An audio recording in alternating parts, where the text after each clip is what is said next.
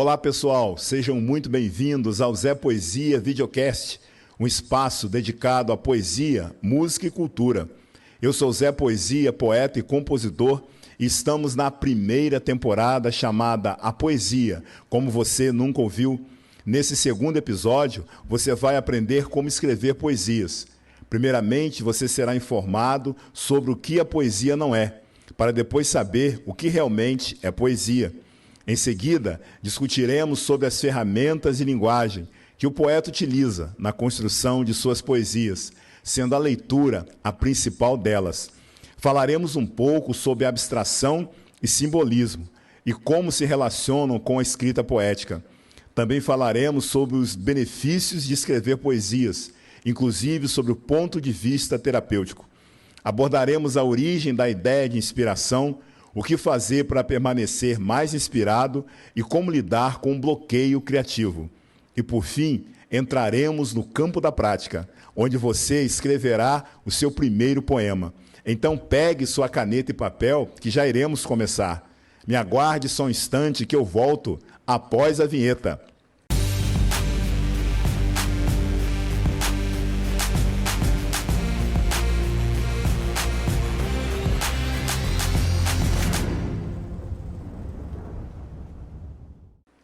A poesia é uma forma literária que se utiliza da linguagem figurada, musicalidade e estrutura para expressar emoções, ideias e experiências de maneira esteticamente impactante. No entanto, compreender o que não é poesia pode ajudar a definir melhor os seus limites.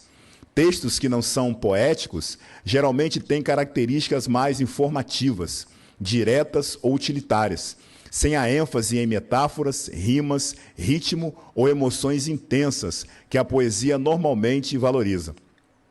Aqui estão alguns exemplos de textos que não são considerados poesias. Artigos acadêmicos não são poesias. Eles são textos informativos e estruturados de maneira lógica e analítica. Têm o objetivo de transmitir informações de maneira clara, argumentativa e sem floreios emocionais. Por exemplo, a taxa de absorção do fármaco no corpo humano é determinada pela solubilidade, pela biodisponibilidade da substância. Segundo a farmacocinética, o processo de absorção pode variar conforme o metabolismo do indivíduo. Relatórios técnicos não são poesia. Eles têm o propósito de fornecer dados específicos e detalhados de um assunto, como o desempenho de um equipamento ou estatísticas de produção. Eles são pragmáticos e objetivos. Exemplo, o dispositivo operou a uma média de 80% de eficiência durante o mês de setembro, com falhas ocorrendo em 5% dos ciclos. Recomenda-se a substituição dos filtros para aumentar a performance. Manuais de instrução não são poesias.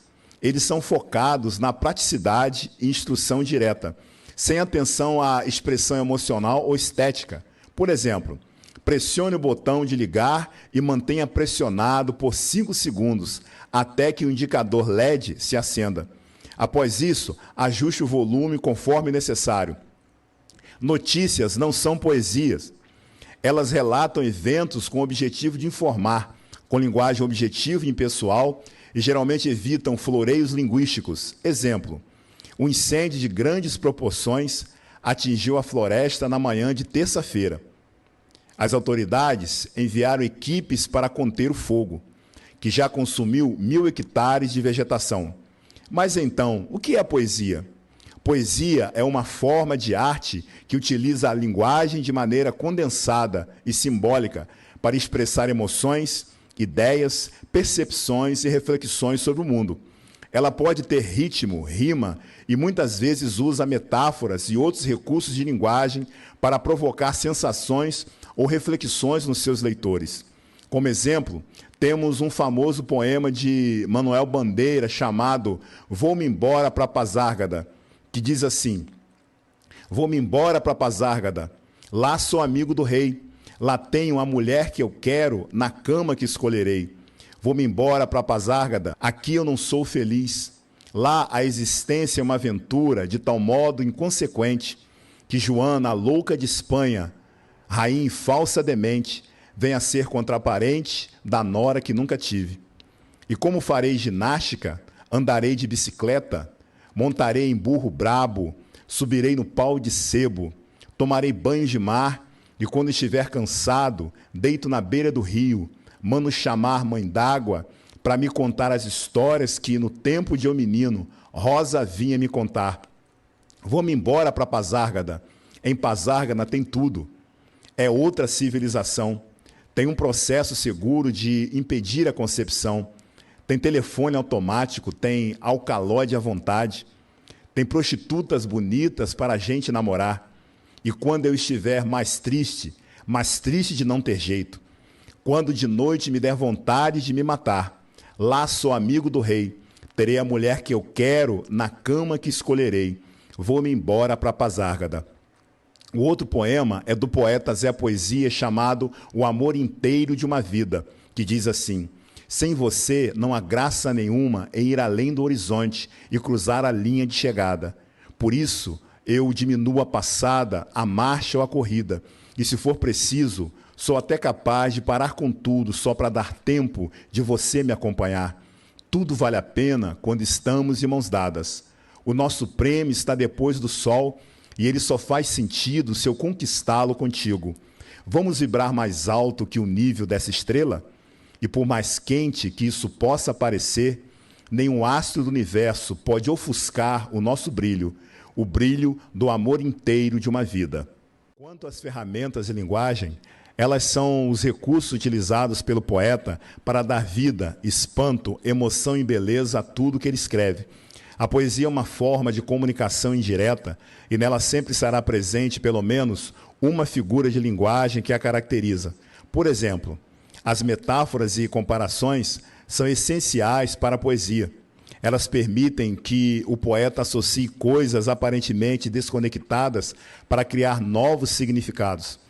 Na poesia, o amor pode ser um mar em tempestade ou um fogo que nunca se apaga, como no trecho do poema de Luís de Camões, que diz assim: amor é fogo que arde sem se ver, é ferida que dói e não se sente, é um contentamento descontente, é dor que desatina sem doer. Segue mais um exemplo com um poema de Zé Poesia chamado A Síntese do Amor, onde o poeta descreve a relação de amor com metáforas de elementos relacionados ao universo da plantação e do jardim, que diz assim: sou planta e te tenho abaixo do jardim, muito mais além do solo, muito mais que raiz. As gotas de chuva e bafo de sereno não podem me regar melhor que sua boca, sua língua e o suor causado por seus beijos quentes. Você é meu adubo, meu maior sustento, mais importante que a luz que uso para transformá-la em vida para todos. Outras figuras de linguagem são a aliteração, repetições de sons consonantais, e a assonância, repetições de sons vocálicos, as quais usam o som das palavras para criar musicalidade. Para exemplificar, vejamos um trecho do poema de Carlos Drummond de Andrade. No meio do caminho tinha uma pedra. Tinha uma pedra no meio do caminho. Ele usa a repetição para dar ênfase à imagem da pedra, que se torna um símbolo de obstáculo. Como mais um exemplo, segue um poema de Zé Poesia chamado Metade por Inteiro, que diz assim: meia lua, meio sol, meio céu, meio espaço, meio amigo, meio amor, meio afeto, meio abraço. Outra lua, outro sol, outro céu, outro espaço, outro amigo, outro amor, outro afeto, outro abraço. Agora sim, agora sim, agora sim está tudo certo. Agora sim, agora sim, agora sim está completo. Nessa poesia, o leitor é informado de que nada pela metade é bom. Nós só iremos encontrar a plenitude quando somarmos a nossa parte com a de mais alguém. Na metonímia, temos a substituição de uma palavra por outra, ou com a qual possui uma relação de proximidade ou associação. Como exemplo, segue um trecho do poema de Zé Poesia chamado Procura-se uma Boca, que diz assim: procura-se uma boca. Eu a beijei por volta das altas horas, mas depois disso ela desapareceu. Não sei seu nome, endereço ou sobrenome, só sei que acordei com o gosto dela e não há nada que possa superar tal sensação. Notamos que o poeta substitui a pessoa pela boca. O outro exemplo está na seguinte citação: li Machado de Assis. Percebe-se nesse caso que a obra é substituída pelo autor. Quanto à sinestesia, que é uma mistura de sensações e sentidos diferentes, como visão, olfato, paladar, audição e tato, segue o exemplo de um poema de Zé Poesia chamado Doce Inferno, que diz assim: o ar que respiro é frio e espesso. Não enxergo nada a um palmo do nariz. A minha cama se partiu em 1000 pedaços de gelo. Não há mais nada por aqui. É tudo zero. Com relação ao paradoxo, que são ideias contraditórias que coexistem e criam um sentido novo e provocativo, temos a descrição de amor de Luís de Camões, que é ferida que dói e não se sente. Ou no trecho do poema Doce Inferno, de Zé Poesia, que diz assim: que o seu amor suba até aqui e me alcance, me fazendo arder nas chamas do seu doce inferno. Já no eufemismo, que é a suavização de uma expressão ou situação considerada desagradável, forte, temos o seguinte: ele partiu para um lugar melhor, em vez de dizer ele morreu. Ou num trecho de um poema de Zé Poesia, ao falar de suicídio, que diz assim: ontem mesmo um homem se lançou da distância entre mim e um rio, sem medo algum. Ele queria resolver sua história de vida, que ainda estava em aberto. Só faltava um ponto final.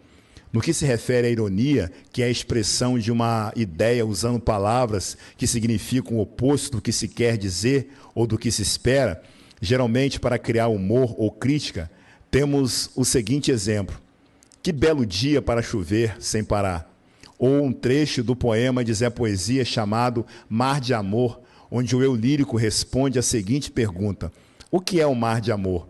E a resposta é a seguinte: o mar de amor só serve para a gente se lançar, naufragar, se perder, se afogar e afundar. Em relação à elipse, que é a omissão de uma ou mais palavras que podem ser entendidas pelo contexto, temos o seguinte exemplo: na sala, apenas livros e silêncio. O verbo havia foi omitido.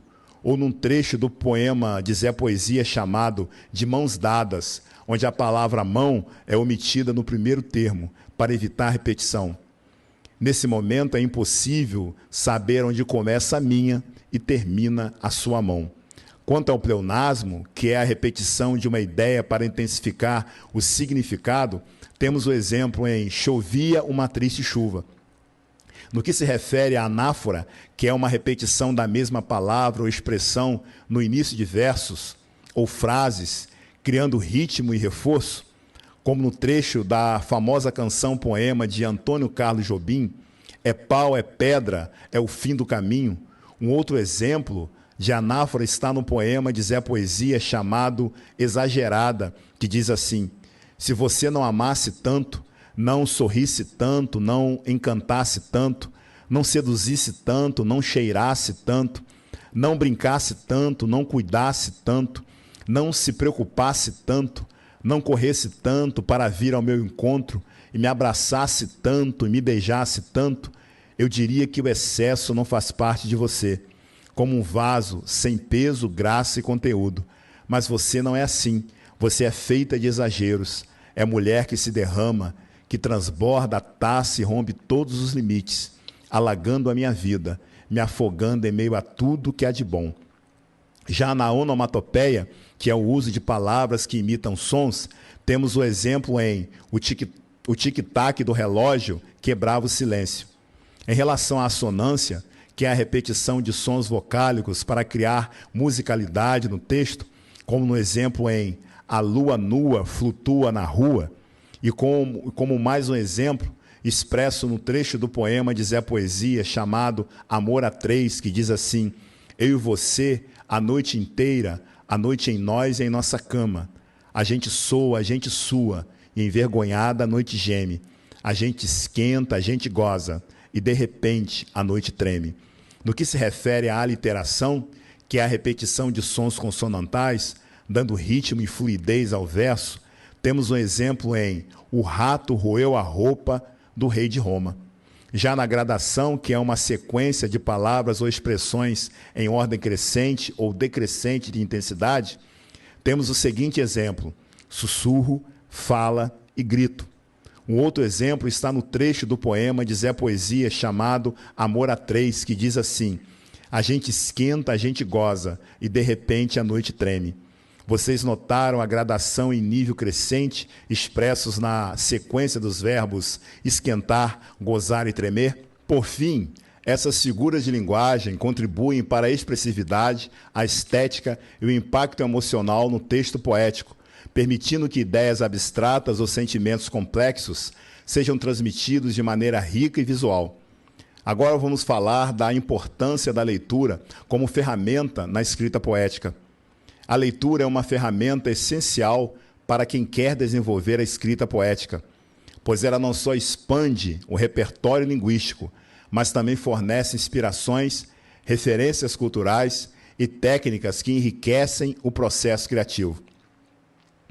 A leitura permite ao poeta em formação observar e absorver como outros autores trabalham com a linguagem, explorando possibilidades que ampliam seu próprio domínio sobre as palavras. Quanto à expansão do vocabulário e da expressividade, notamos que, ao ler poesia, o escritor entra em contato com um leque variado de vocabulário e expressões. Diferentes poetas utilizam palavras específicas, metáforas inusitadas e figuras de linguagem que desafiam o leitor e instigam uma compreensão mais ampla da linguagem. Ler autores como Fernando Pessoa, Cecília Meirelles ou Pablo Neruda ajuda a perceber que uma mesma emoção pode ser expressa de maneiras completamente diferentes, incentivando o poeta a buscar palavras que não sejam óbvias e que causem impacto. Em relação à exploração das estruturas e técnicas poéticas, percebemos que cada poema lido é uma oportunidade de aprender e experimentar com novas estruturas. Ao explorar a leitura de diferentes poetas, o escritor observa as variadas formas de construção de versos, como o soneto, o verso livre, e absorve técnicas como a rima interna, a aliteração ou a anáfora. Um exemplo disso é ler poemas de Vinícius de Moraes, que mescla sonetos clássicos e versos livres, ou de Drummond, que usa o verso livre com liberdade e fluidez. Essas leituras oferecem um arsenal de possibilidades técnicas que o poeta pode usar para dar ritmo, musicalidade e profundidade emocional ao seu próprio trabalho. No que se refere à compreensão da tradição e do contexto cultural, verificamos que, ao ler poesia, o escritor também se aproxima de tradições literárias e culturais, entendendo melhor as raízes de certos estilos e a história da poesia. A leitura de poetas como Camões revela como a linguagem e os temas da poesia mudaram ao longo do tempo, e como cada poeta trouxe algo novo ao dialogar com os que vieram antes. Isso permite que o poeta aprenda a dialogar com a tradição, ou mesmo a romper com ela, incorporando traços culturais e contextuais à sua própria escrita. No que se refere ao estímulo à criatividade e inspiração, concluímos que a leitura é uma fonte de inspiração direta e indireta. Ler um poema que toca o leitor profundamente, seja pela beleza da linguagem, pela originalidade ou pela emoção transmitida, desperta o desejo de também expressar o que se sente. Por exemplo, ao ler Tabacaria, de Fernando Pessoa, o leitor poeta pode sentir a urgência de traduzir sua própria visão do mundo em palavras. A leitura desperta um sentimento de identificação e desafio, incentivando o poeta a encontrar sua voz e criar algo novo. Quanto ao desenvolvimento do olhar poético, verificamos que a leitura constante de poesia ajuda o escritor a desenvolver um olhar poético sobre o mundo.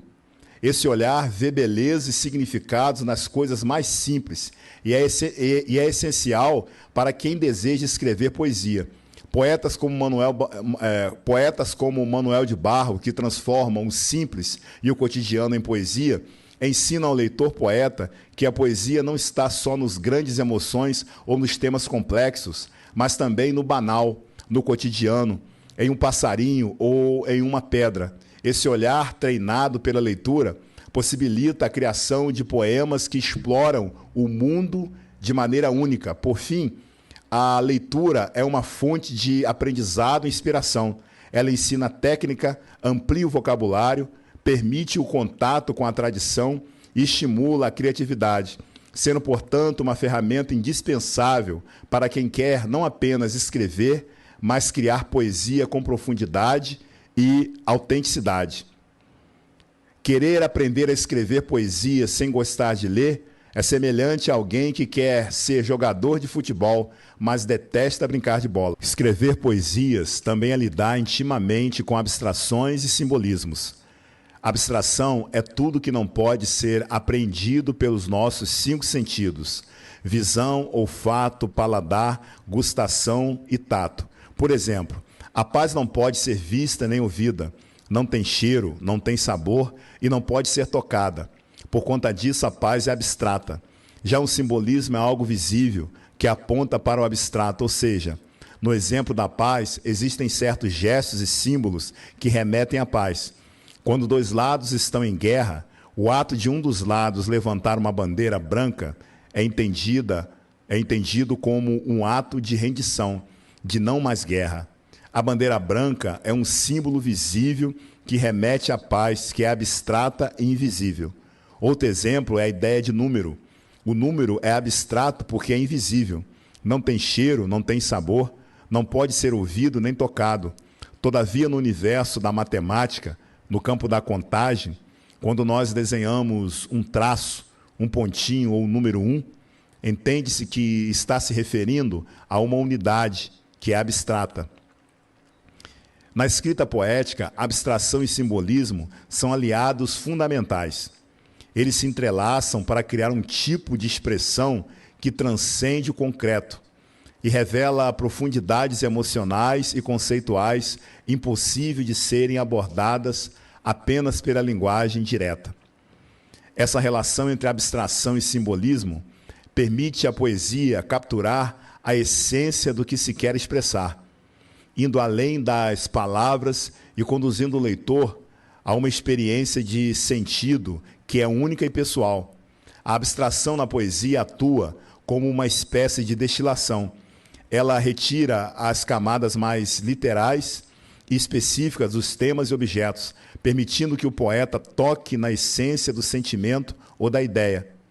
Ao abstrair, o poeta evita detalhes triviais para concentrar-se naquilo que é universal ou arquetípico. Isso pode significar usar conceitos amplos como amor, solidão, liberdade, sem nomear diretamente o objeto específico desses sentimentos. A abstração na poesia nos convida a preencher esses espaços com nossa própria experiência e percepção, ativando nossa imaginação. O simbolismo, por outro lado, serve como uma ponte entre essa abstração e o mundo tangível. Enquanto a abstração deixa uma ideia pura e etérea, o simbolismo traduz essa ideia em imagens, objetos e figuras que têm um significado além do seu valor literal. Assim, o poeta usa símbolos como a lua para a feminilidade, a rosa para o amor, ou o labirinto para a busca do autoconhecimento, para evocar significados abstratos por meio de representações visuais, sonoras ou táteis. Quando usados juntos, abstração e simbolismo amplificam a capacidade da poesia de comunicar experiências interiores complexas. Um poeta pode querer expressar a ideia de saudade, uma sensação abstrata e profunda. Ele pode escolher o símbolo da maré, algo que se aproxima e se afasta, para representar a saudade como um movimento rítmico e constante, que nunca desaparece totalmente. Para explorar o conceito abstrato de renascimento, o poeta poderia usar o símbolo da fênix, um ser que renasce das próprias cinzas. Assim, a fênix traz vida a essa ideia e a abstração do renascimento ganha contornos mais intensos e emocionais. O tema da solidão pode ser abstrato, mas ao ser simbolizado pela imagem de uma janela aberta durante uma tempestade, o poeta permite que o leitor experimente a solidão com a força sensorial e emocional de estar sozinho em meio a um mundo turbulento. Se o objetivo for transmitir a passagem do tempo, o poeta pode usar o símbolo das folhas caindo no outono. Abstratamente, o tempo é uma construção que não podemos tocar, mas o símbolo das flores, das folhas, sugere visualmente o que o tempo deixa para trás. Em cada exemplo, vemos como a abstração gera um ponto de partida que nos distancia da descrição objetiva, enquanto o simbolismo nos puxa de volta, oferecendo uma forma tangível de vivenciar aquilo que é intangível. Juntos, eles permitem à poesia capturar um vasto universo emocional e conceitual, unindo o específico ao universal e oferecendo ao leitor um encontro com a verdade humana em sua forma mais pura e expressiva. Aprender a escrever poesias traz muitos benefícios, inclusive sob o ponto de vista terapêutico. Aprender a escrever poesia é fundamental porque ela nos ajuda a ver o mundo e a expressar o que sentimos de uma maneira única e profunda. Para alguém que nunca experimentou, pode parecer que a poesia é apenas um arranjo de palavras bonitas, mas ela é muito mais do que isso. Escrever poesia desenvolve habilidades de linguagem, estimula a criatividade, promove autoconhecimento e nos conecta com o que há de mais universal e humano. Em relação ao desenvolvimento da linguagem e do pensamento, verificamos que escrever poesia ensina a lidar com a linguagem em seu nível mais refinado. Pense na construção de um verso como a arte de esculpir uma pedra. Cada palavra é escolhida com cuidado para representar o que se deseja expressar. Ao compor, a pessoa aprende a escolher palavras que contenham a sonoridade, a precisão e o impacto certos para dar vida a uma ideia ou uma emoção. Como exemplo, vemos os poetas que trabalham com os sons das palavras para criar uma música interna nos versos, como Manuel Bandeira em Vou-me Embora para Pazárgada, que utiliza um ritmo quase melódico para transmitir um desejo de fuga e liberdade. No que se refere à estimulação da criatividade, percebe-se que a poesia exige que pensemos de maneira original. Ela nos faz ver o que é comum de maneira extraordinária, buscando imagens e comparações únicas para dar forma a algo muitas vezes indescritível. Tome a metáfora como exemplo ao dizer que a esperança é um pássaro que pousa na alma. Emily Dickinson cria uma imagem rica, onde a esperança parece algo frágil, mas que traz conforto à vida ao mesmo tempo. Ao praticar esse tipo de linguagem figurada, nos treinos para pensar de forma inventiva em outros contextos, seja no trabalho ou em nossa vida cotidiana, dizendo respeito ao desenvolvimento da empatia e do autoconhecimento, concluímos que a poesia permite que exploremos nossas próprias emoções, medos e desejos de uma maneira segura. Quando escrevemos, nos aproximamos de nós mesmos, exploramos sentimentos que às vezes nem sabíamos que estavam ali. E ao ler ou escrever sobre experiências que não são as nossas, desenvolvemos empatia. Veja como Carlos Drummond de Andrade fala de tristeza, solidão e esperança em seus poemas. Ao refletirmos sobre as dificuldades e as alegrias dele, entendemos que esses sentimentos são parte da experiência humana. Isso nos ajuda a aceitar e a acolher melhor a nós mesmos e aos outros. Quanto à comunicação profunda e humanidade compartilhada, verifica-se que a poesia é uma forma de comunicação que vai além do simples informar. Ela toca e transforma quem lê. Imagine que você está lendo um poema sobre a infância e ele consegue evocar em você memórias e sentimentos há muito esquecidos. Um exemplo clássico é o poema Canção do Exílio, de Gonçalves Dias, que mesmo escrito no século XIX, desperta nos leitores um sentimento de saudade e patriotismo que ressoa até hoje. Ao escrever poesia, aprendemos a compartilhar sentimentos e experiências em um nível profundo, o que fortalece nossas conexões com os outros. Em relação ao desenvolvimento do pensamento crítico, nota-se que escrever poesia não significa apenas sentir. Há uma forte dimensão crítica no ato de escolher cada palavra, de pensar na estrutura e no ritmo do poema. Na poesia concreta, por exemplo, poetas como Augusto de Campos manipulam a forma e a disposição das palavras para questionar a própria linguagem e a sociedade, o que exige uma análise detalhada de cada escolha. Esse tipo de análise melhora a capacidade de raciocínio crítico, habilidade que é essencial não só para escrever, mas também para resolver problemas complexos em diversas áreas da vida. Aprender a escrever poesia é como abrir uma porta para ver o mundo com novos olhos. Ela não só desenvolve habilidades práticas intelectuais, mas também oferece um caminho para entender e transformar nossas próprias vidas.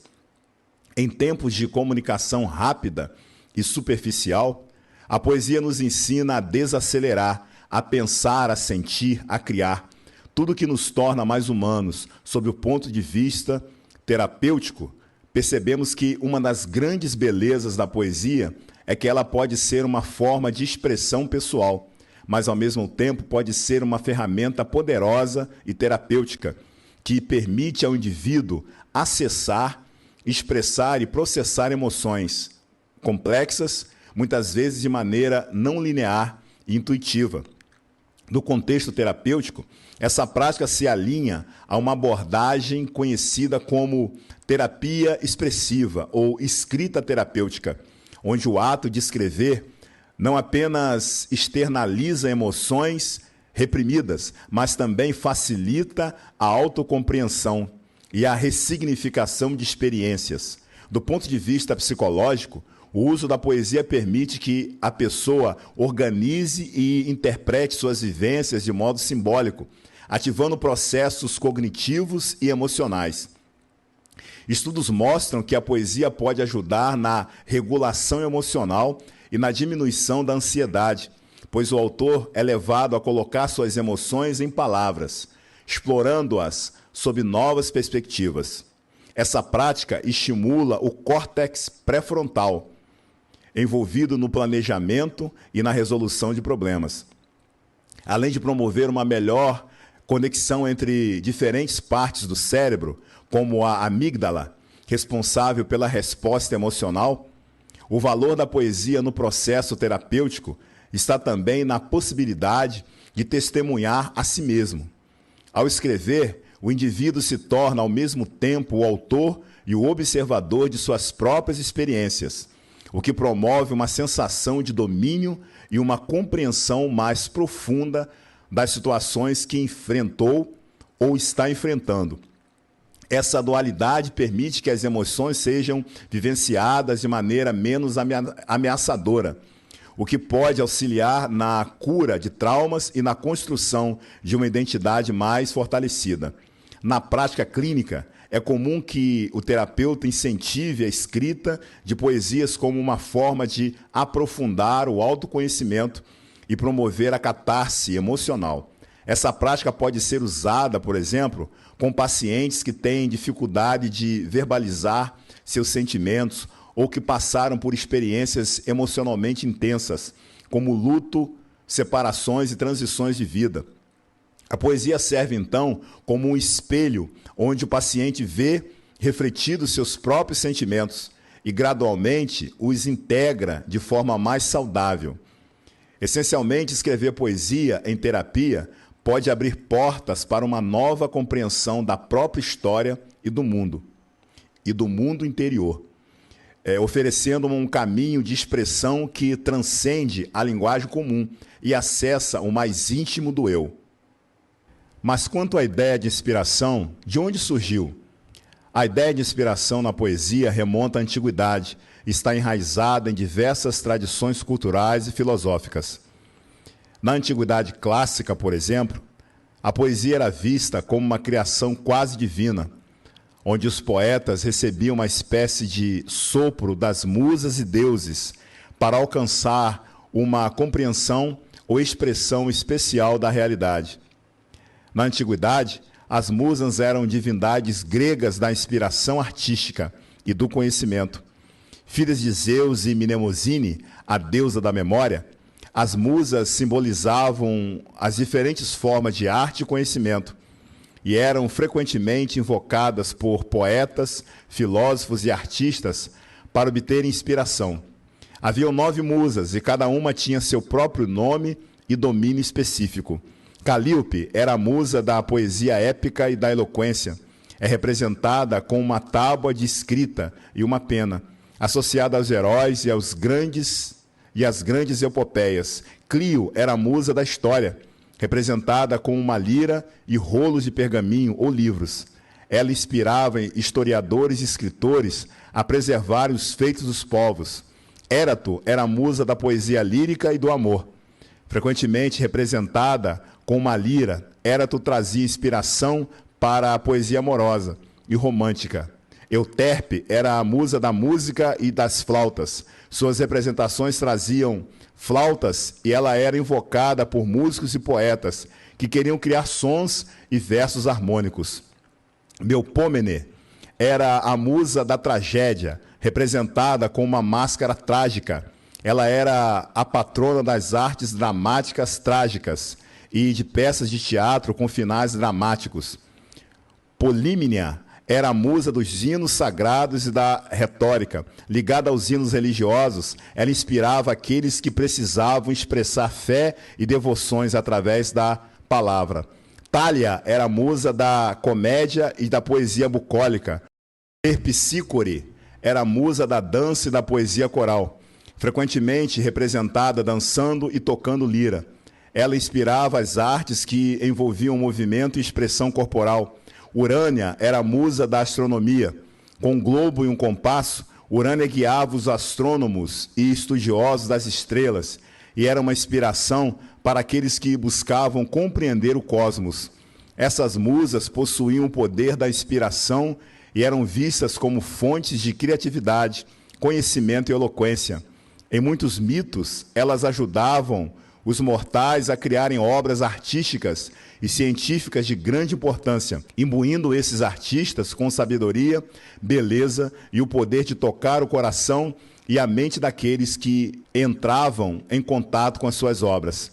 Era comum que os poetas invocassem as musas no início de suas obras, pedindo orientação para compor de maneira sublime e verdadeira. Homero, por exemplo, começa a Ilíada e a Odisseia pedindo às musas que o ajudem a narrar a história. Já no campo da filosofia, Platão via a poesia como uma expressão que ultrapassava a capacidade racional e consciente do poeta. Em Diálogo, Íon, ele sugere que os poetas eram possuídos por uma força divina, um tipo de êxtase que lhes permitia criar. O poeta, nesse sentido, era um médium dos deuses e não um criador consciente e intencional de suas obras. Em Roma, o conceito de gênios representava uma entidade espiritual ou poder criativo pessoal que inspirava indivíduos a realizarem grandes feitos, inclusive na arte. Os romanos acreditavam que cada pessoa tinha um gênios protetor, uma força que guiava suas ações e ideias criativas. Esse conceito foi uma base importante para a inspiração individual na poesia.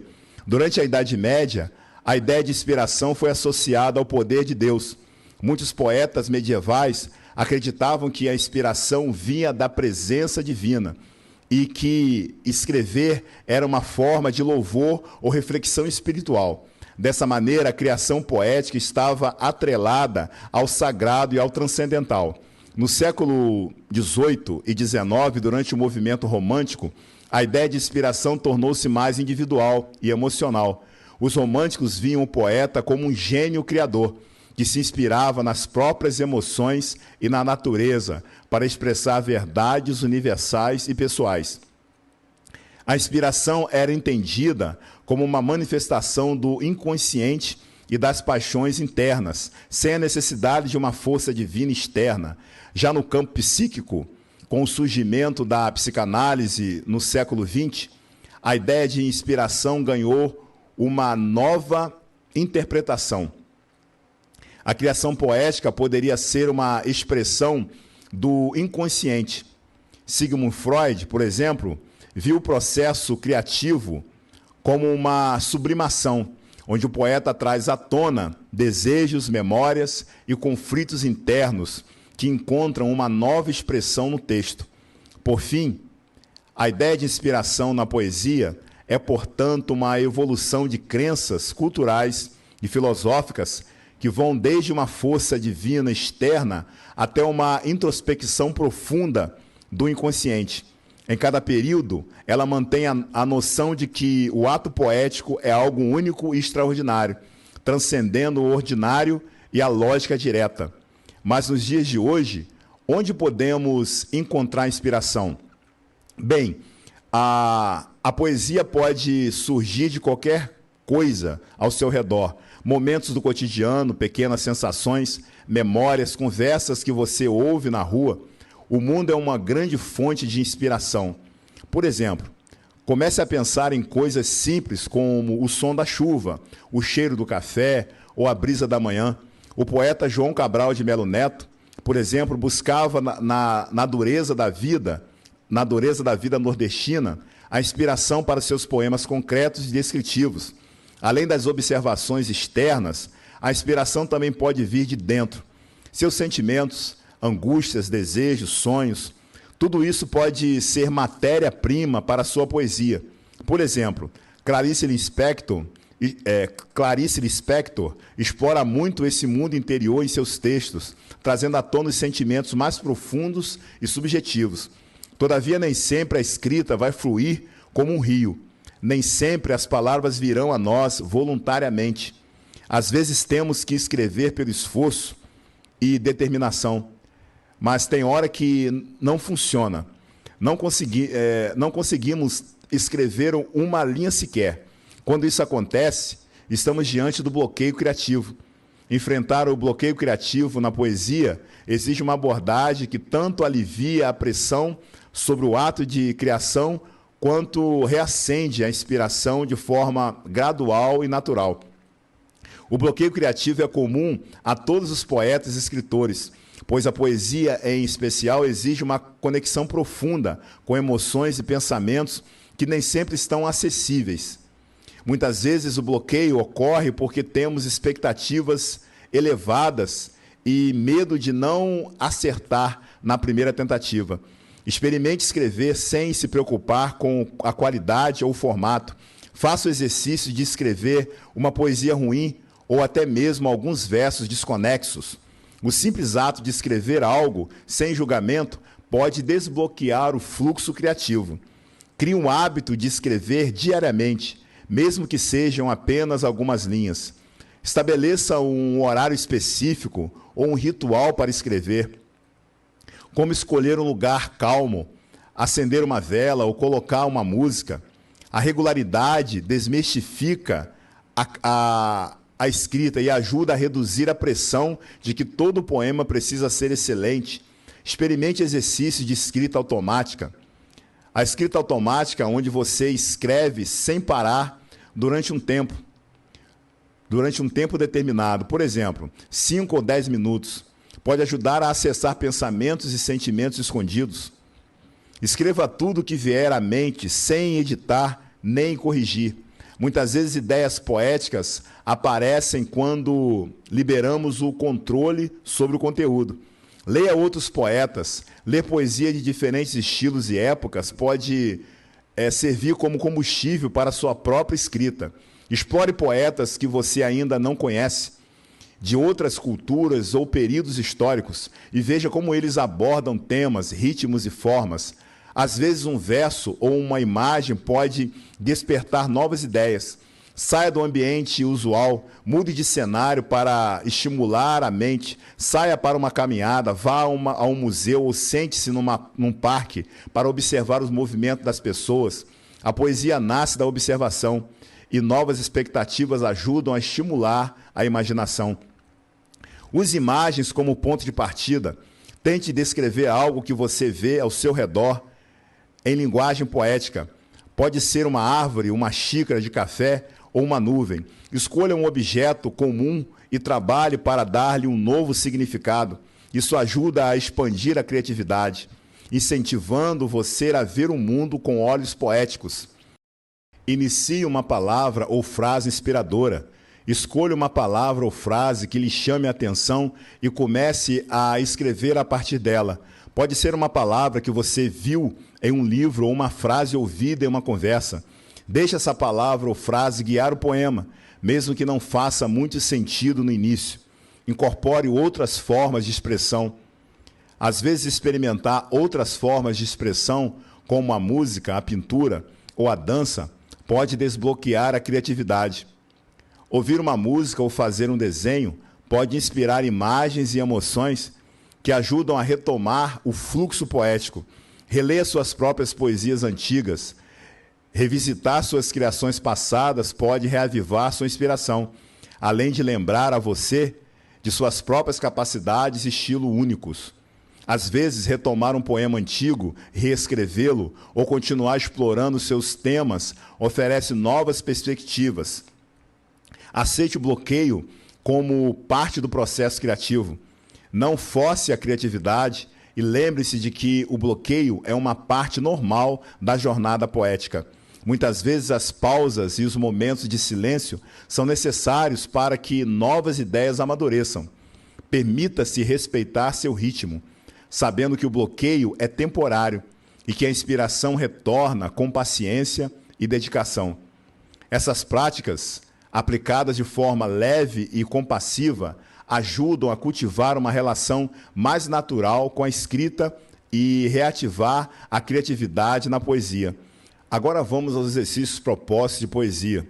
Depois de toda a teoria abordada, essa é a parte mais importante, pois será por aqui que seu primeiro poema será criado. É hora de meter a mão na massa. Vamos lá? Eu vou compartilhar com vocês os princípios básicos de que utilizo para escrever os meus poemas. A primeira coisa é pensar no que vamos escrever. Aqui estão algumas dicas que podem ajudar.